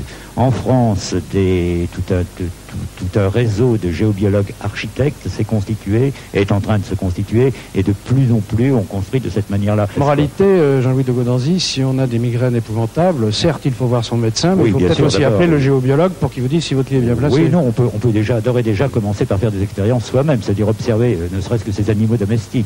On peut savoir que par exemple un chat, lui, se tient, contrairement à l'être humain et contrairement au chien, se tient sur un endroit qui pour nous serait néfaste. Donc l'endroit où se tient, le souci qu'il a de son confort, bien entendu. Si le chat dort sur le lit, on est en kikine. Non, pas vraiment, parce que là en l'occurrence, il va d'abord s'intéresser à son confort. Mais un endroit où se tient trop volontiers le chat, oui, et qui n'est pas obligatoirement un endroit bien ensoleillé, un endroit confortable, peut être un endroit... j'allais dire maléfique, non, le terme est mal choisi, néfaste. Nocif. Négatif. Nocif. De même qu'on peut aussi étudier ces plantes vertes. La plupart des plantes vertes, en particulier les fougères, se comportent très très mal à ces points négatifs. D'autres plantes, comme les caoutchoucs, parce qu'on appelle populairement le caoutchouc, se comportent très très bien. Donc bref, il suffit de... Vous permettez une toute petite parenthèse pour revenir à la région du Mézenc. Oui. C'est comme à l'île Maurice. À l'île Maurice, c'est une île complètement volcanique. Et ça, c'est une région complètement volcanique. Or, on sait que les coulées de lave se fient, au moment où elles se solidifient, elles figent le champ magnétique du moment. Et ce champ magnétique change au cours des temps géologiques. Donc, vous avez un sol qui est complètement perturbé au point de vue magnétique. La preuve, c'est qu'à l'île Maurice, on sait qu'on ne peut pas faire de course de chevaux. Parce que les chevaux perdent leurs moyens. Parce que tous les 5 mètres, en moyenne, il y a une perturbation magnétique tellement forte qu'ils perdent 2 secondes sur leur performance normale pour le même parcours. Bon, je voudrais maintenant qu'on quitte les campagnes françaises pour se rendre dans un lieu qui, lui, est entré dans la légende depuis déjà longtemps. Cette fois-ci, nous sommes en mer, dans l'océan Atlantique. Nous sommes au large de la Floride. Vous l'avez tous deviné, Mystère vous emmène dans le fameux triangle des Bermudes. Le 5 décembre 1945, à la base de Fort Lauderdale en Floride, de la patrouille 19. Même nettoyées, les plaques d'identification trouvées sur l'épave ne sont pas totalement lisibles.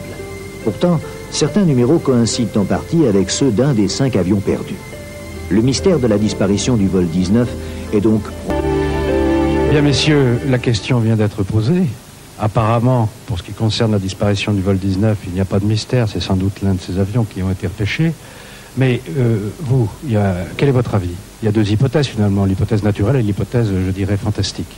Dans le triangle des Bermudes, c'est véritablement la place de la concorde de la mer. C'est-à-dire qu'il y a tellement de circulation maritime, de circulation aérienne, que effectivement, statistiquement, il ne peut y avoir que plus de disparitions et plus d'accidents. On a trouvé, semble-t-il, un des avions du vol 19. On a retrouvé un certain nombre de bateaux. Il n'y a pas d'autres endroits de ce genre dans le monde? Si, en fait, un certain nombre d'auteurs pensent que il y a 12 endroits semblables, à peu près semblables, où des perturbations se produiraient. Alors, perturbations qui sont peut-être d'origine magnétique, peut-être d'origine électromagnétique, telluro, etc., enfin Cosmo, tout ce qu'on voudra. Il y en a 12. Donc, le plus célèbre, qui est peut-être plus célèbre encore que le triangle des Bermudes, mais en Asie, c'est le triangle du diable près du Japon. C'est-à-dire, ils ont eux aussi leurs Bermudes, quoi. Donc, faudrait tout étudier. Ça fait couler beaucoup d'encre, mais peut-être n'a-t-on pas étudié les choses avec suffisamment d'objectivité encore.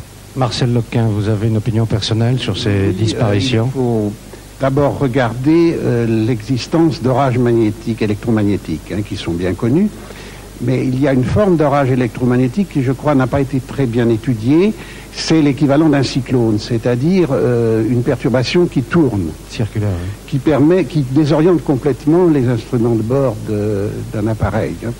Alors ça, c'est pour expliquer, par exemple, le parcours aberrant des avions tels qu'ils ont été décrits dans la première partie du film. Ils étaient manifestement perdus, ces pilotes. Maintenant, si ces explications, c'est une hypothèse, si ces explications ne sont pas suffisantes pour expliquer un certain nombre de phénomènes, il y a dans les hypothèses cosmologiques l'existence de ce qu'on appelle des lignes d'univers. Et des lignes d'univers, c'est quelque chose qui est bien connu depuis Einstein, puis je crois que le mot a été créé par Einstein. Ces lignes d'univers, elles peuvent s'entremêler, un peu comme un peloton de ficelle, et on peut je dirais théoriquement, hein, c'est une hypothèse tout à fait plausible mais pas vérifiée, on peut passer d'une ligne d'univers à une autre sans s'en apercevoir et à ce moment-là se retrouver... Ça veut dire qu'on passe dans une autre dimension? Non, je ne dirais pas dans une autre dimension, dans un autre espace-temps, c'est-à-dire on passe peut-être 1000 ans avant ou 1000 ans plus tard. Oui. Autrement dit, parce que dans la relativité, le passé, le présent et le futur, comme l'a dit Einstein, sont simultanément présents. Existent Alors, à la si fois, vous faites des nœuds dans cet espace-là, vous pouvez très bien passer d'une ligne d'univers à une autre sans vous en apercevoir. C'est une hypothèse pour l'instant gratuite mais plausible. Et c'est un scientifique de l'establishment scientifique même qui nous le dit. C'est là, le triangle des Bermudes. Je suis fasciné par tout ça. Ça me donne le vertige, ce que dit Marcel Locke. Non, mais je trouve que c'est très très intéressant. Et ce qui est intéressant, c'est de voir que, au fond, il y a encore, on a plein de choses où on n'a pas encore les réponses, quoi. Donc chacun, heureusement, et on n'aura pas les réponses sur tout. Il y a peut-être un jour, en saura-t-on plus long sur le mystère du triangle des Bermudes. En tout cas, je vous remercie. Vos points de vue étaient tout à fait intéressants à tous les trois. Mystère continue.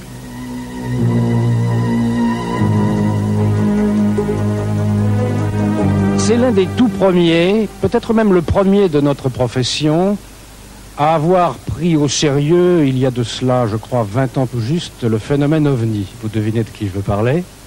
Jean-Claude Bourret. Bonsoir Jean-Claude. Bonsoir Alexandre. Et Jean-Claude est là parce qu'il vient de publier un livre chez Robert Laffont qui s'appelle OVNI, la science avance. C'est le point sur ce phénomène des OVNI et l'attitude des scientifiques. Et Jean-Claude, de tous ces cas d'OVNI qui ont peut-être fait avancer la science, il y en a un, tu en parles d'ailleurs dans ton livre, tu appelles ça le cas qui a tout changé. C'est le cas de Trans-en-Provence. Alors pourquoi, à ton avis, ça a tout changé? Ça a tout changé parce que pour la première fois dans l'histoire des atterrissages d'OVNI, la trace d'atterrissage a été protégée par la gendarmerie nationale et qu'elle a été analysée par 6 laboratoires scientifiques différents pendant 2 ans. Nous avons des certitudes quasiment absolues. Nous avons vu des modifications chimiques du sol incompréhensibles, des modifications des plantes, par exemple un vieillissement accéléré que l'on n'a pas encore été capable de reproduire en laboratoire 11 ans après les événements. Et ce cas n'est d'ailleurs pas le seul, puisque nous révélons aussi un autre cas, dont vous parlerez peut-être à la rentrée dans Mystère, qui est un autre cas d'atterrissage exactement semblable à celui de Trans-en-Provence qui s'est également produit en France. Mais le cas de Trans-en-Provence est vraiment exceptionnel par l'ensemble des données précises et convergentes. Sur l'origine de cet OVNI, est-ce que tu as une intime conviction? J'ai une intime conviction qui est triple. Ça existe, c'est la manifestation d'une intelligence, et cette intelligence n'est pas d'origine humaine. Eh bien, regardons l'histoire de l'OVNI de Trans-en-Provence.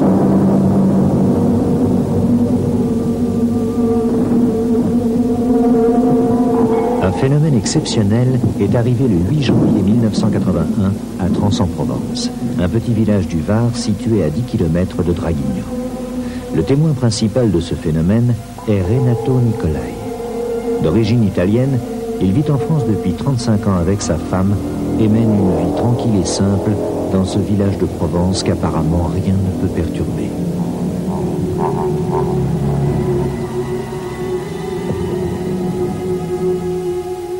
Et pourtant, c'est ici que s'est produit un événement étrange que les scientifiques ne peuvent toujours pas expliquer. Un mystérieux objet a volé dans le ciel de Trans-en-Provence. Un objet qui soulève la question que l'humanité se pose depuis toujours. Sommes-nous seuls dans l'univers? Un objet qui a atterri ici, dans le jardin des Nicolai, comme le décrit le rapport de gendarmerie.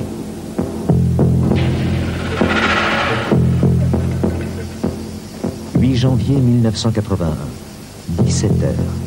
Renato Nicolai bricole tranquillement. Quand soudain,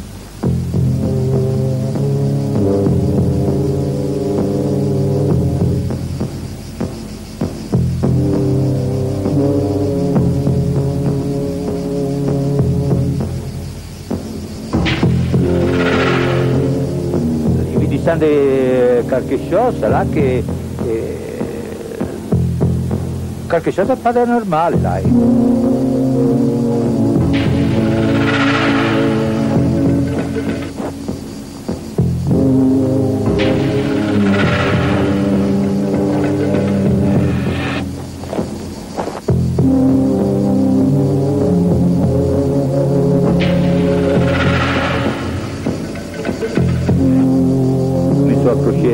que j'ai vu justement un engin per terra, un engin là, environ 3 mètres, 3 mètres 50 là, su 1 mètre 50 d'altura là.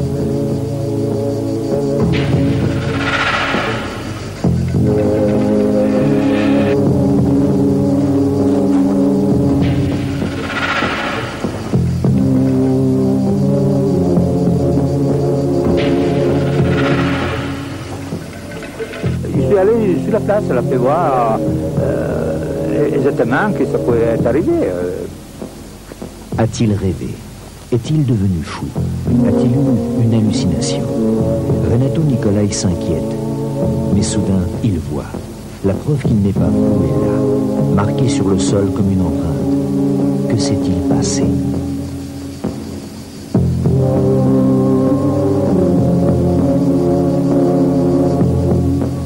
J'ai perçu des tracce per terra là, un gel di brûlé, qu'il avait ripé un peu cet engin.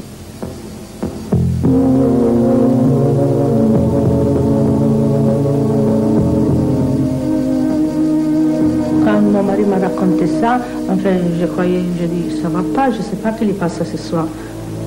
Je le voyais pas bien.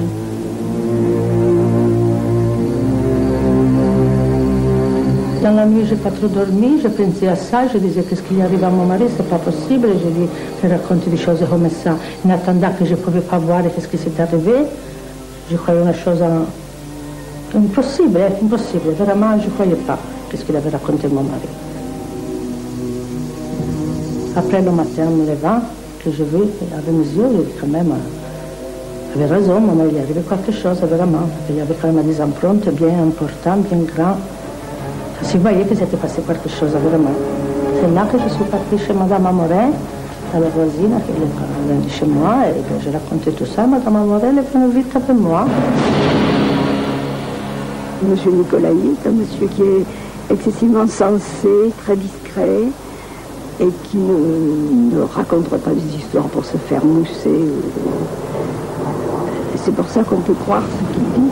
Il avait l'air d'avoir un peu peur, d'avoir eu un peu peur de ce qu'il avait vu. Et c'est à ce moment-là que je lui ai demandé s'il voulait que j'appelle les gendarmes, parce que ça me paraissait normal. Et j'ai téléphoné tout de suite, parce qu'on n'avait pas de téléphone. Immédiatement, les gendarmes se sont rendus sur place. Car même quand il s'agit d'OVNI, c'est la gendarmerie, en accord avec le Centre national d'études spatiales, qui doit dresser le premier procès verbal. Et s'il y a lieu, prendre des mesures, des photographies et des échantillons selon des directives très précises. Et on la prend où, attends?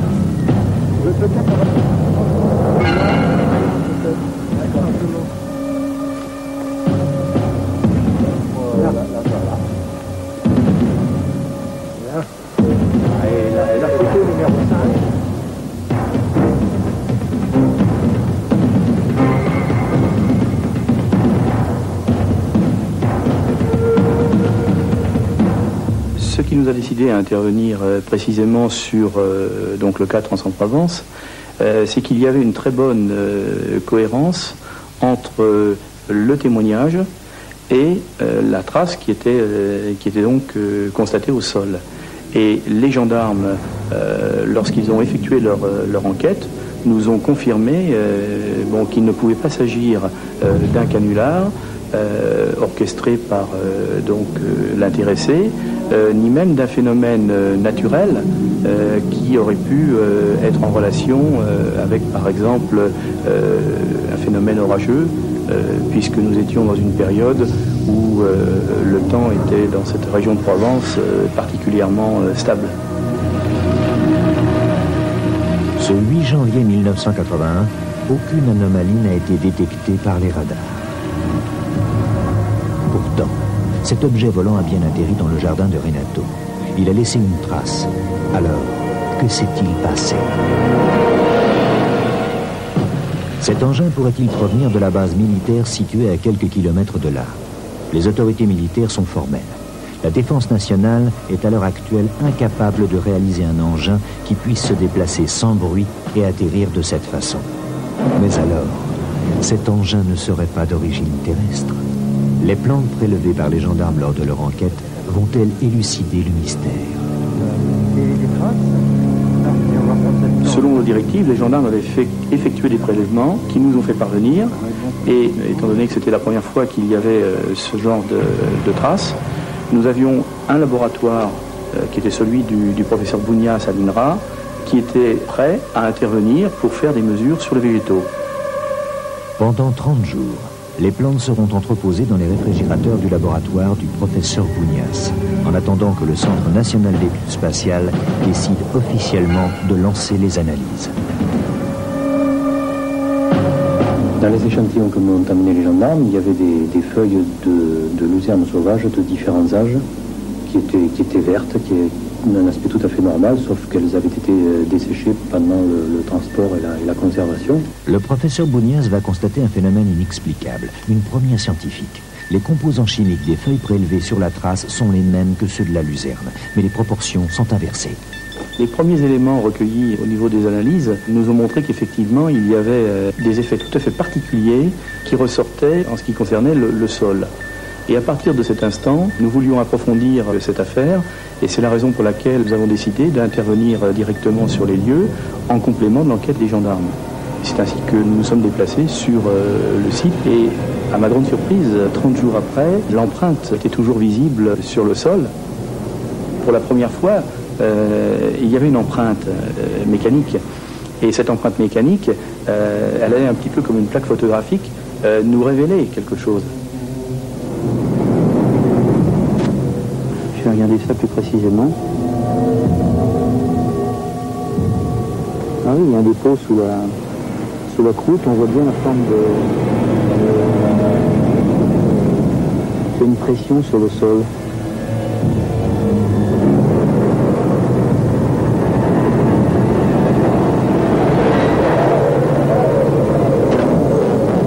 Nous sommes confrontés à un mystère qui est celui d'un objet qui est venu atterrir très précisément dans cet endroit et qui demeure aujourd'hui encore pour nous une énigme dans la mesure où nous n'avons pas la capacité de pouvoir concevoir et réaliser de tels engins.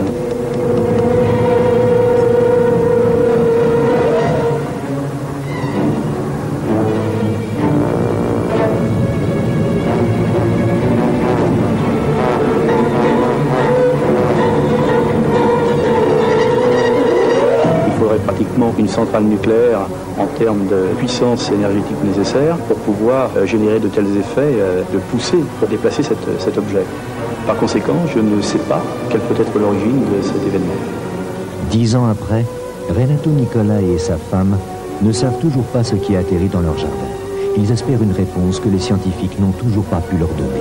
Je crois que globalement, l'idée fait progressivement son chemin, qu'après tout, il existerait peut-être dans l'univers d'autres civilisations qui pourraient, pourquoi pas, nous rendre visite. Les analyses ont permis d'affirmer qu'il s'est réellement passé quelque chose d'étrange à Trans-en-Provence. Mais quoi? Après 10 ans d'études approfondies, il n'y a toujours pas de réponse.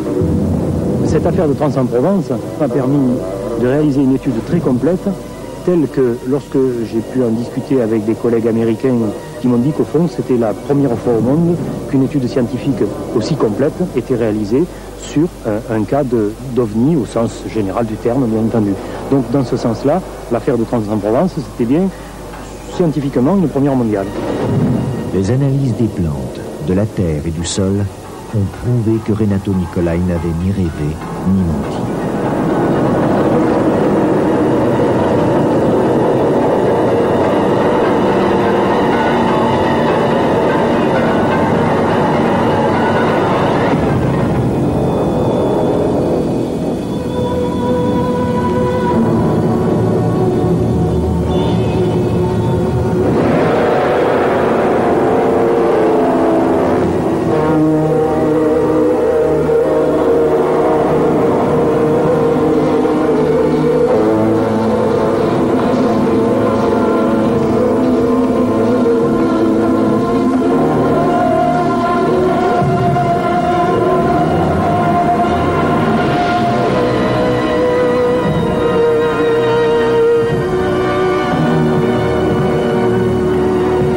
était cet engin que Renato a vu le 8 janvier 1981. Le mystère reste entier.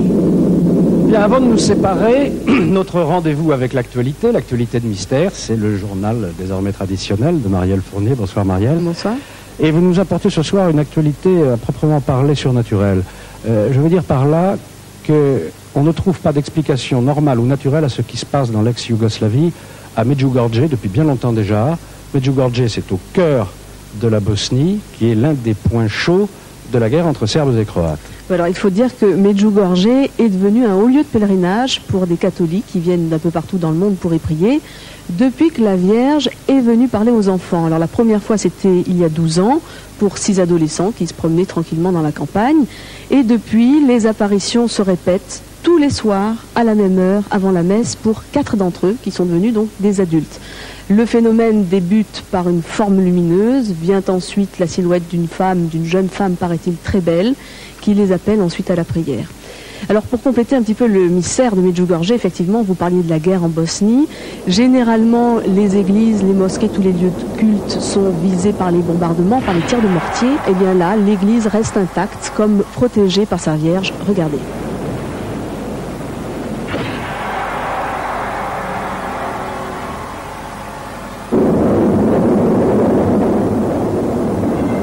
Depuis que la guerre a éclaté dans l'ex-Yougoslavie, les églises catholiques et les mosquées ont été la cible systématique de l'artillerie serbe.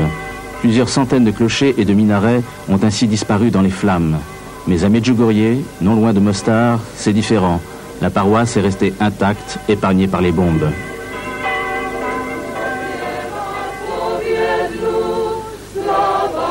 Chaque année, des milliers de pèlerins viennent du monde entier. Les combats qui font rage à quelques kilomètres de là ne les ont pas empêchés de se rassembler. Ce dimanche-là, ils sont venus encore plus nombreux prier pour la paix, fidèles, malades ou handicapés, et rendre hommage à la Sainte Vierge. Depuis 12 ans, tous les 25 du mois, on signale des apparitions de la Madone qui vient délivrer un message d'amour entre les hommes et apporter l'espoir.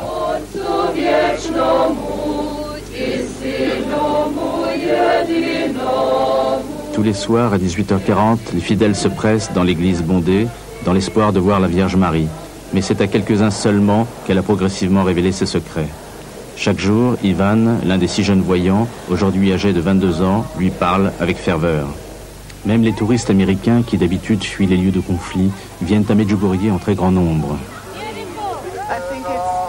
Je pense que c'est le paradis ici. Un paradis sur terre où règne la paix. J'ai décidé de revenir bientôt et de revenir encore. J'ai l'impression d'être au ciel. On vient ici par charter entier ou encore seul avec sa foi. Nous sommes venus par nous-mêmes, seuls, du Québec spécialement pour venir ici à Medjugorje. Et comment vous expliquez que vous n'avez pas peur? Quand la Vierge nous invite, je pense qu'il n'y a pas de peur à y avoir, même s'il y a la guerre.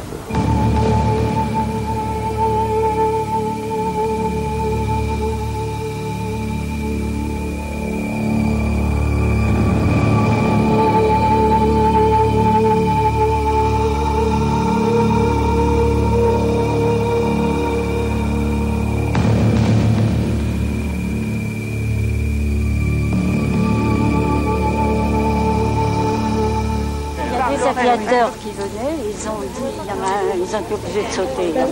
Les aviateurs. 2 aviateurs qui ont été pris et ils ont dit que toutes les fois qu'ils arrivaient en vue de Medjugorje, un nuage épais se formait, ils n'avaient aucune visibilité et ils n'ont jamais pu... Et vous expliquez ça comment? La protection de la Sainte Vierge. Sœur Emmanuelle, une religieuse française de la communauté des Béatitudes, est restée pendant toute la guerre dans le petit village de Medjugorje. Elle a tenu un journal de guerre dans lequel elle relate différents faits mystérieux survenus dans les environs. Ils ont dit dans des déclarations qui sont d'ailleurs passées à la télévision que Medjugorje serait rasé, que Medjugorje serait leur dessert, etc. C'était clair qu'ils pensaient bombarder Medjugorje. Ils ont tenté de le faire. Il y a eu des avions qui nous ont survolés. Je pense qu'ils ont tenté de le faire. D'ailleurs, 2 jours au mois de mai, nous avons été bombardés. Mais les bombes sont tombées à 1 kilomètre de l'église, au moins, et n'ont fait absolument aucun dégât. Un jour, au cours d'une patrouille dans une zone exposée, des soldats sont pris sous le feu de l'aviation serbe. Pendant des heures, une pluie de bombes à fragmentation s'abat sur eux. Ils s'apercevront après que toute la plaine est brûlée et trouée de cratères, sauf les quelques mètres carrés où ils se tiennent. Pour eux, c'est un miracle. Seule la Sainte Vierge pouvait les protéger ainsi. Les soldats qui habitaient le village et qui n'étaient pas pratiquants ont tous dit, mais alors à l'unanimité totale, qu'il n'y avait que la Gospa et Dieu pour les avoir protégés dans les circonstances dans lesquelles ils se sont trouvés. Le chemin pour la paix, c'est le sentier rocailleux de la colline de Podbro, où le 24 juin 1981, la Madone s'est montrée pour la première fois aux voyants de Medjugorje. Ils quittèrent alors leurs chaussures et se précipitèrent vers l'apparition, qui, elle, reculait sans toucher le sol. Ni la rocaille, ni la broussaille ne rebutent les handicapés et les fidèles qui continuent d'affluer à Medjugorje malgré la guerre. Derrière les premières montagnes, à 10 km, les combats font rage. Medjugorje et son église sont-ils protégés pour toujours? Le mystère des mystères, d'où vient-on? Quelle est l'origine de la vie sur Terre? Est-ce la création divine? Phénomène scientifique? L'astrophysicien britannique Sir Fred Hoyle, avec l'un de ses confrères indiens, a établi la théorie de la panspermie, selon laquelle les substances à l'origine de l'éclosion de la vie sur Terre viendraient de l'espace, transportées par les comètes. Alors en résumé, eh bien, nous viendrions de très très loin du cosmos. Est-ce que l'idée de l'homme extraterrestre vous plaît? Oh, mais c'est une théorie qui fait son chemin depuis un bout de temps, comme quoi nous étions tous, avant d'être ici, nous étions tous des E.T. Bien, Marielle, on aurait peut-être trouvé la raison de ce que l'on appelle, à tort d'ailleurs, les suicides collectifs de baleines ou de dauphins. Alors effectivement, quand le cas est isolé, quand on retrouve un animal mort sur une plage, c'est tout simple. Il a été blessé ou bien il est malade, un virus, la pollution, il dérive et meurt. Mais effectivement, quand on découvre des dizaines, voire des centaines de dauphins en train d'agoniser sur les plages, il y a une raison peut-être à cela, ce serait une défaillance de leur boussole interne. C'est quoi cette boussole? Alors cette boussole, si vous voulez, ça leur permet d'enregistrer le champ magnétique de la Terre. C'est un petit peu une carte magnétique des fonds marins qui leur permet ensuite de se diriger. Alors la défaillance, c'est la carte magnétique qui s'est démagnétisée, un peu comme une carte bleue, quoi. Exactement, comme votre carte bleue peut ne plus fonctionner, eh bien là, ce serait le système brouillé quand un orage, un gros orage magnétique éclaterait. Voilà, ça serait donc l'une des possibilités. Donc il n'y a pas de suicide collectif, mais plutôt un accident collectif, une erreur d'aiguillage. Bien, enfin Marielle, dernière page de votre journal, on reparle de la planète Mars. Ah oui, Mystère, vous en avez parlé il y a 2 mois, en avril, au sujet de la possible vie sur Mars. Il y a des millions d'années, des millions d'années, donc pas une vie humaine, mais une vie végétale. Eh bien, décidément, Mars suscite toujours beaucoup d'intérêt pour les scientifiques qui viennent de signer un accord sans précédent sur le plan international pour des missions sur Mars après l'an 2000. La NASA, l'Agence spatiale européenne, les Russes, les Italiens, les Allemands et l'Agence spatiale française, tous ont donc décidé d'unir leurs talents, leur savoir-faire et leurs moyens pour de futures missions. Plus qu'une nouvelle, je dirais que c'est une confirmation. Parce que je ne sais pas si vous vous souvenez de l'émission de Mystère, on avait reçu l'astrophysicien Jean-Claude Ribes. Jean-Claude Ribes nous avait expliqué que la colonisation de l'espace par l'homme allait commencer et que Mars serait l'une des étapes de cette colonisation de l'espace par l'homme et que ça interviendrait vers l'an 2003-2350. Voilà, donc bonne nouvelle. Merci Marielle et rendez-vous pour vos prochains journaux à partir de la rentrée pour d'autres mystères bien sûr. D'ailleurs c'est le même rendez-vous que je vous donne à vous tous, rendez-vous pour d'autres mystères à la rentrée. D'ici là je vous rappellerai quand même une boîte postale à ne pas oublier, celle où vous pouvez nous envoyer vos histoires extraordinaires, vos histoires étranges. L'adresse apparaît sur votre écran, Mystère, boîte postale 2008, 92 518 Boulogne-Cedex. Voilà, je vous souhaite d'excellentes vacances et je vous dis rendez-vous à la rentrée avec d'autres mystères.